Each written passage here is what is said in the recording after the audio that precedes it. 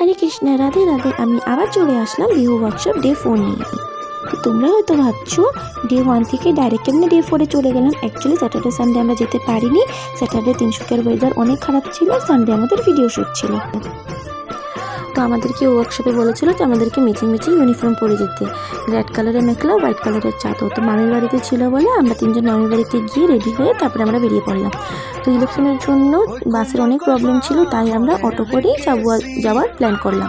তো প্রথম আমরা তিনসুকিয়ার থেকে পানিতোলা, ওখান থেকে আবার আমরা অটো চেঞ্জ করে আমরা চাবুয়াতে গিয়ে পৌঁছলাম। তো ফাইনালি আমরা ওয়ার্কশপে পৌঁছে গেলাম। তো এখানে অলরেডি ক্লাস স্টার্ট হয়ে গেছিলো, তো আমরা গিয়ে পেয়ে গেলাম, একটু লেট হয়েছিল।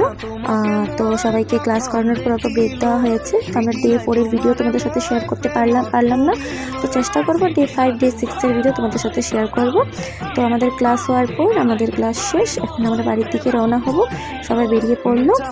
তো অনেক টাইমও হয়ে গেছে। তো পাপিয়া যাবে দিনজান, ওর দিনজানের ক্লাস আছে, কারণ সানডেও ক্লাস করতে পারিনি। সানডের ক্লাসটা ও মানডে করবে।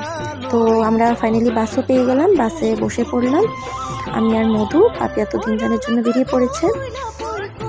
তো একটু পর বাস ছেড়ে দেবে, আমরা চলে যাব তিনসুকিয়ার দিকে। তো ফাইনালি আমরা তিনসুকিয়া চলে আসলাম, আমি আর মধু। পাপিয়া গেছে দিনজান, তো ও পরে আসবে।